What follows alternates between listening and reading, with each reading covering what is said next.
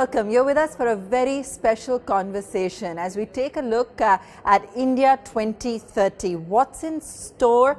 And, we take a look through budget analysis as well. Joining us, a very special guest. We got Vivek Bindra, the founder and CEO of Bada Business.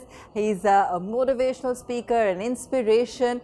He's someone who a lot of entrepreneurs look to for guidance. He's broken lots of Guinness records, and I'm sure he'll tell you a lot more about what Bada Business is all about and how you can also really access some learnings through it. But first, Vivek, आपसे पूछते हैं कि 2019 में Prime Minister had laid out about 10 divisions for India 2030. अब आपके क्या suggestions है किस तरीके से इंडिया जाके एक सुपर पावर बन सकता है 2030 तक? What is the growth rate currently looking like? धन्यवाद आबा। फर्स्ट ऑफ ऑल आप एज एन आइडेंटिटी आप एक इंग्लिश स्पीकर हैं और फिर भी आप हिंदी में प्रयास कर रहे हैं, उसके लिए धन्यवाद। Our channel is also Hindi channel. As an identity I am Hindi speaker, तो मैं प्रयास करूंगा कि उत्तर सारे आपको हिंदी में दूं। पहला मैं शुरू करता हूं कि यूएनडीपी के ना एक्चुअली 17 गोल्स हैं। ये महत्वपूर्ण 17 गोल्स हैं। उन 17 गोल्स जो कि भारत को सुपर पावर बनाने में मदद करेंगे, उसमें से 11 में इस समय हम काफ़ी पीछे चल रहे हैं। मैं उदाहरण दे देता हूँ। हंगर है, हेल्थ है, इक्वालिटी ऑफ जेंडर है, सफाई सैनिटाइजेशन है, इसके अलावा इंडस्ट्री इनोवेशन इंफ्रास्ट्रक्चर है, इनइक्वालिटी है। तो अगर इन एरियाज़ में खासतौर से जस्टिस, पीस और strong institution in partnership with these goals, तो ये 11 एरियाज़ हैं जहां हम कमज़ोर चल रहे हैं। मुझे ऐसा लगता है अगर आप ये कह रहे हैं कि भारत को एक सुपर पावर 2030 में देखना चाहते हैं, तो पहला हमें करप्शन खत्म करना होगा। और करप्शन खत्म करने के लिए बड़ा सिंपल तरीका है कि अगर आप जजेस बढ़ा सकें। अभी right now we have about 20 जजेस पर 10 lakh people, and if you can take it to 50 जजेस पर 10 लाख पीपल, तो जजमेंट जल्दी आएगा। यूएस में आप देखते हैं कि जजमेंट बहुत जल्दी आता है, 9 महीने में आता है या 9 साल में आता है। जितना जल्दी जजमेंट आएगा उतना आदमी चिंता करेगा अपराध करने से पहले। दूसरा, मुझे लगता है कि स्टेट्स को बड़े स्ट्रॉन्ग पीएनएल की तरह इंसेंटिवाइज करके ड्राइव करना चाहिए, जिससे स्टेट्स अगर अच्छा परफॉर्म करेंगे तो कंट्री अच्छा परफॉर्म करेगा। तीसरा, मुझे लगता है कि जिस देश का शिक्षक यानी कि एजुकेशन सिस्टम व्यवस्था कमज़ोर रहेगी, वहाँ दिक्कत रहेगी। तो अगर हम फैकल्टीज़ को गवर्नमेंट स्कूल के अंदर इंसेंटिवाइज करें उनके बच्चों की परफॉर्मेंस के बेसिस पे, तो रिजल्ट्स बहुत अच्छे आ सकते हैं। कि जितने बच्चे आपकी क्लास में सरकारी स्कूल के अंदर अच्छा परफॉर्म करते हैं, बेसिस हम सरकारी स्कूल के टीचर्स को भी इंसेंटिवाइज कर सकें। टीचर ट्रेनिंग बजट को बढ़ाना चाहिए। मुझे लगता है कि गवर्नमेंट ने को पॉलिसी मेकिंग में इन्वॉल्व होना चाहिए और कॉर्पोरेट को ही खाली बिजनेस करना चाहिए। Railways, airline, oil and gas को प्राइवेटाइज कर रहे हैं, इसको कई लोग बुरा मानते हैं, मेरी नज़र में बहुत अच्छा है। स्कॉलरशिप मुझे लगता है बच्चों के लिए 1 लाख करोड़ का, जिससे मेरिटोक्रेसी को हम आगे बढ़ाएं। इसके अलावा ब्यूरोक्रेट्स कभी कभार थोड़ा स्लो रह जाते हैं, बहुत इंटेलिजेंट होने के बावजूद। अगर उनको स्टिक इन कैरेट मॉडल में, उनका स्टिक तो बहुत मजबूत है, सीएजी भी तंग करता है, सीवीसी भी करता है, सीबीआई भी करता है, इतना ऑडिट होता है, इतना चेक होता है, पर अगर वो कुछ अच्छा करता है ब्यूरोक्रेट, तो उसको कोई कैरेट नहीं है। अगर वो कुछ बड़ा अचीव करेगा तो कुछ तो कोई पूछता नहीं है, कोई तारीफ नहीं होती है, तो उसको कैरेट भी देना है स्टिक के साथ साथ, वो बहुत ज़रूरी है। और फाइनली मैं कहूँगा कि आप लेबर इंटेंसिव बिजनेस में आप आउटकम ड्रिवन इंसेंटिवाइजेशन लेके आते हैं, हेल्थ केयर को अफोर्डेबल बनाते हैं। बेसिकली ये मेरा एक बड़ा फेवरेट सब्जेक्ट है। रेड टेपिज्म को अगर रेड कारपेट कर सकें, अगर आप बिजनेस को इंसेंटिवाइज कर सकें लर्निंग के साथ में, टैक्सेस को थोड़ा रैशनलाइज कर सकें, ये कुछ मेरा फेवरेट सब्जेक्ट है। तो इसमें मैं ज़्यादा बात भी करता हूँ और काफ़ी ज़्यादा बात करता हूँ। मुझे लगता है कि I will answer more in your next questions. जी, India is producing so many unicorns. हर 9 दिन के करीबन एक नया यूनिकॉर्न शेप ले रहा है। But when we take a look at ease of doing business और ईज ऑफ स्टार्टिंग बिजनेसेस, हम फिर भी बहुत पीछे हैं। ये कैसे सॉल्व हो सकता है? बहुत अच्छा। मैं उत्तर से पहले बता दूं, ना पक्ष ना विपक्ष। I will not actually favour any government, I will only talk about the main principles which are important. Ease of doing business के अंदर हम 63 हैं, आपने ठीक बोला, आउट ऑफ 190 कंट्रीज। लेकिन स्टार्टिंग बिजनेस में यानी कि हम शुरू करने ही नहीं दे रहे हैं अपने बिजनेसेस को भारत के अंदर।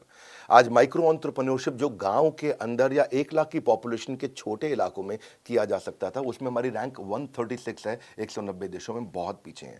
सिंगल विंडो क्लियरेंस की मुझे लगता है काफ़ी कमी है। रेस्टोरेंट शुरू करने के लिए 45 डॉक्यूमेंट चाहिए आपको, लेकिन गन खरीदना बहुत आसान है हमारे देश में। गन के लिए आपको कम लाइसेंसेस चाहिए होते हैं। टैक्सेस भी इस समय लोग नहीं पे कर रहे हैं। 115 रैंक आ रही है 190 देशों के बीच में। और सबसे ज़्यादा बुरा जो मुझे हमेशा लगता है वो है एनफोर्सिंग कॉन्ट्रैक्ट, यानी कि ईमानदारी, यानी कि कॉन्ट्रैक्ट किया है तो उसको पूरा किया जाए, जो वचन दिया उसको निभाया जाए। उस मामले में प्राइवेट कंपनीज भी बहुत पीछे रह गई हैं। इंडिया जो है इसमें काफ़ी पीछे देखा जा रहा है। तो ये अगर आपको चाहिए कि हम स्टार्टअप्स को इम्प्रूव करें तो पहले ये समझते हैं कि ये देखो, आदमी वहीं फोकस करता है जहां पे उसको लगता है कि रिजल्ट आएगा, और स्टार्टअप्स में रिजल्ट आ रहा है। ऑलरेडी बहुत अच्छा रिजल्ट आ रहा है। India is the third largest ecosystem. 60,000 हमारे देश में स्टार्टअप्स हो चुके हैं और $42 बिलियन पिछले साल के मुकाबले, जो कि $11 बिलियन था, इस साल हमने $42 बिलियन हमने रेज किया है। नियरली 4 टाइम्स, 4 गुना ज़्यादा फंड रेज किया है। 46 यूनिकॉर्न नए ऐड हो गए हैं, यानी कि 90 यूनिकॉर्न है। हर 9 दिन में एक यूनिकॉर्न बन रहा है। पर जो टैक्स हॉलिडे सरकार ने दिया, मुझे लगता है वो कमज़ोर है। जो टैक्स हॉलिडे सरकार ने एक्सटेंड किया, मुझे लगता है कि क्योंकि जो स्टार्टअप है वो पहले तो लॉस में ही रहता है। आपने 3 साल का उसको टैक्स का बेनिफिट दिया, 3 साल बाद वो प्रॉफिट में आता है, आप टैक्स ले लेते हो। तो अगर उसको एक्सटेंड कर सकें, दुबई में टैक्स हॉलिडे 50 साल का है, एटलीस्ट इसको 5 साल एक्सटेंड किया जाना चाहिए था, उससे बेनिफिट होता। अब इन्वेस्टर स्टार्टअप में उसको भी कुछ फायदा मिलना चाहिए। इन्वेस्टर अगर बॉम्बे स्टॉक एक्सचेंज में कहीं जाकर के वहां इन्वेस्ट कर रहा है तो उसको लॉन्ग टर्म गेन पे यहाँ पे 10% का टैक्स है और स्टार्टअप इकोसिस्टम में 20% है। मुझे लगता है इसको रैशनलाइज करना चाहिए। सिंगापुर में 0 कैपिटल गेन पे टैक्स है, इसीलिए सिंगापुर कई जगहों में बहुत अच्छा है हमसे। मुझे ऐसा लगता है इससे ज़्यादा इन्वेस्टर्स हम ला सकेंगे। इंक्यूबेटर एक्सेलरेटर, इसके लिए दिल्ली सरकार ने अभी कुछ काम करना शुरू किया, भारत सरकार ने किया, पर बहुत ज़रूरत है। 2400 एक्सेलरेटर्स इस समय चाइना के पास है, इंक्यूबेटर हैं, 1500 अमेरिका के पास है, भारत के पास केवल 300 है। तो यंग पॉपुलेशन है, इसके लिए काम करना चाहिए। हमारे को ज़्यादा इकोसिस्टम को मजबूत करना चाहिए, जिससे ये बेनिफिट मिल सकता है।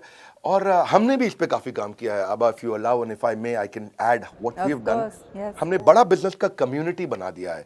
आप देखते हैं कि फेसबुक है फ्रेंड्स फैमिली के लिए, इंस्टाग्राम है पिक्चर शेयर करने के लिए, यूट्यूब है, लिंक्डइन जॉब्स के लिए है, ट्विटर इस समय पॉलिटिकल सोशल ओपिनियन के लिए है, लेकिन एंटरप्रेन्योर्स के लिए कोई कम्युनिटी नहीं है। सिलिकॉन वैली से कम्युनिटीज इंडिया आई है, इस बार पहली बार भारत से कम्युनिटी पूरी दुनिया जा रही है। हमने एक फेसबुक, एक लिंक्डइन बना दिया है एंटरप्रेन्योर्स के लिए। हमारी बड़ा बिजनेस ऐप, जो नई ऐप हमने अभी लॉन्च किया है 1 महीना पहले, उसको लोग डाउनलोड कर रहे हैं। और मैं अपने व्यूअर्स को भी कहूँगा, आप ऐप डाउनलोड करिए। हमने एक ऐसा कम्युनिटी बनाया जहाँ businessman, entrepreneur, investor, startup, professors जो मैनेजमेंट के हैं, content creator, MSME, SME, solopreneur, entrepreneur, subject matter expert, यही लोग मिलते हैं। और इनको हम लोग, उनका रेपुटेशन, इनका रेवेन्यू, इनका रिलेशनशिप हम बढ़ा रहे हैं। और क्योंकि रेलेवेंट ऑडियंस नहीं थी एंटरप्रेन्योर के लिए कोई, फेसबुक में सब फ्रेंड्स एंड फैमिली थे। कोई लोकल लैंग्वेज में लीड जनरेट करना है, उनको बिजनेस को बड़ा करना है, उसके लिए कोई सपोर्ट नहीं था। तो हमने ऐसा एक कम्युनिटी बनाया और यहाँ पे मुझे लगता है कि लोगों के 1 लाख फॉलोअर पहले 100 दिन में बन जाते हैं। लोग बहुत तेज ग्रो कर रहे हैं। ये हमने एक फ्री कम्युनिटी है बेसिकली, जैसे फेसबुक करता है, जैसे लिंक्डइन काम करता है, ऐसे ही हमने बड़ा बिजनेस ऐप बना दिया है। तो यहाँ पे आप आके management, investing, technology, manufacturing, motivation, HR, legal, strategy, execution, सब कुछ सीख सकते हैं। यहाँ पे आकर के लोग काफ़ी कॉन्टेंट बना रहे हैं, डाल रहे हैं यहाँ पे, और लोगों को बेनिफिट मिल रहा है। विवेक जी, बजट के दौरान ऐसे कैसे चेंजेस आ सकते हैं जो हमको इन सारी चीज़ों की तरफ और बढ़ा सके? It's said that MSMEs are the backbone of the country. Has the budget or any of the initiatives that have been mentioned suggested that they can strengthen the MSME infrastructure? MSME infrastructure के लिए thank you very much for this question, is very important, क्योंकि backbone है। आपने जैसा बताया अभी आभा जी, 2 लाख करोड़ का इस समय एलोकेशन किया गया है कोलैटरल फ्री लोन के लिए। Emergency credit line guarantee scheme है, उसको भी 50,000 करोड़ का एक्सपेंशन मिला है, 2023 तक किया गया है। ये देखने में अच्छा है, लेकिन प्रोवाइडेड अगर ये लोन लोगों को मिल सके। बैंक इस समय लोन दे नहीं रहा। आपकी 59 मिनट्स की भी स्कीम है। ओवरऑल अगर आप इकोसिस्टम को समझें, क्योंकि आपने एमएसएमई की बात किया है, तो मैं ये बताना चाहूँगा कि 3.5 करोड़ एमएसएमई है चाइना के अंदर और हमारे पास 7 करोड़ एमएसएमईज हैं। हम उनसे डबल हैं, लेकिन उनका कंट्रीब्यूशन जीडीपी पे 60% है और हमारा 30% है, यानी कि हम हाफ हैं कंट्रीब्यूशन के मामले में। इसको टोटल देखेंगे ध्यान से तो ये 1/4 हो जाता है। आज अगर आप देखोगे 18,000 एमएसएमई हर दिन चाइना में शुरू हो रहे हैं, हमारे देश में 1 ही 1000 शुरू हो पा रहे हैं। कहाँ 18,000 पर डे, कहाँ 1,000 एमएसएमई पर डे। तो इकोसिस्टम में बहुत डिफरेंस है। मुझे मुझे लगता है कि रजिस्ट्रेशन बढ़ाना चाहिए। 13 करोड़ हैं, 13 करोड़ में से 6.5 करोड़ रजिस्टर्ड हैं, बाकी रजिस्टर्ड नहीं, कच्चे में बिजनेस कर रहे हैं। साधारण भाषा में बोलूँ मैं, इनफॉर्मल मार्केट जिसको हम कहते हैं अंग्रेजी में। और इनफॉर्मल मार्केट में उस बेचारे को लोन भी जो है 24% 36% पे मिलता है। अगर सरकार रजिस्ट्रेशन कराए तो 7% 9% पे उसको लोन मिल जाएगा। गवर्नमेंट को जीएसटी भी मिलता है, टैक्सेस मिलते हैं। गवर्नमेंट कितना ग्रो करता है। मुझे लगता है स्कूल, खाली पड़ी बिल्डिंग्स को इस्तेमाल करना चाहिए local hub and spoke model में। एमएसएमई की अगर आप बात करते हैं तो मुझे लगता है कि कैपेसिटी डेवलपमेंट पे अगर एंटरप्रेन्योर्स के साथ काम करें और कंपलसरी कर दें एक एमएसएमई की एजुकेशन को और उसको पीएलआई दे दें उसके लिए। जैसे सर्व शिक्षा अभियान है, उसमें मिड डे मील एक इंसेंटिव है कि गरीब बच्चा आता है उसको मिड डे मील फ्री खाना मिलता है, वो पढ़ता है नगर निगम बाल माध्यमिक विद्यालय। ऐसे ही अगर एमएसएमई को भी अगर आपने एजुकेशन को इंसेंटिव कर दिया, वहां पर इंसेंटिवाइजेशन कर दिया, वो सीख गया तो वो टैक्स भी देगा, डिफॉल्ट भी नहीं करेगा, लोन सारे चुकाए जाएंगे और गवर्नमेंट के लिए ग्रोथ है। तीसरा, मैं इसमें 5 सुझाव दूंगा आपको। तीसरा सुझाव जो मुझे लगता है कि जो मैंने बताया डिस्प्यूट रेजोल्यूशन, यहाँ पे बहुत सारे केसेस हो जाते हैं, लोग पैसा नहीं चुकाते हैं, लौटाते हैं। इसमें तो हम Pakistan, Nepal, Iraq, Zambia, Vietnam, Mexico, इनसे भी पीछे चल रहे हैं, 163वीं रैंक पे हैं। उसके लिए ऐसे एमएसएमई रिकवरी नहीं कर पा रहे। एमएसएमई समाधान योजना देश में हमारी सरकार ने लागू तो किया है, पर वो लगभग फेलियर के नज़दीक मैं उसको मानता हूँ। 1 लाख केस आता है तो उसमें 10,000 सेटल होता है, 90,000 सेटल नहीं हो पाता है, 30,000 तो रिव्यू में रह जाता है।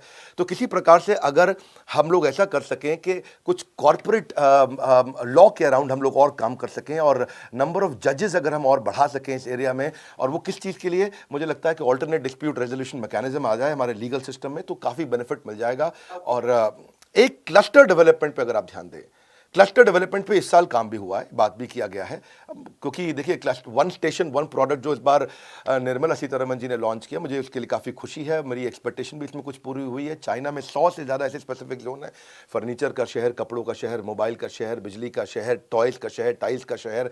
भारत में इसकी बहुत ज़रूरत है और अगर ये हो जाए, एक ही जगह पर बिजनेस होगा तो लॉजिस्टिक्स का खर्चा बचेगा, फॉरेन करेंसी आएगा, बाहर से विदेश Yes, it'll lead to lots of benefits. आप स्टार्टअप गुरु का अवतार भी लेते हैं spot funding show horses stable पे। ऐसे प्लेटफॉर्म कैसे चेंज कर सकते हैं बिजनेसेस का फ्यूचर? फंडिंग इज अ की प्रॉब्लम फेस्ड बाय स्टार्टअप, जैसे सबको पता ही है।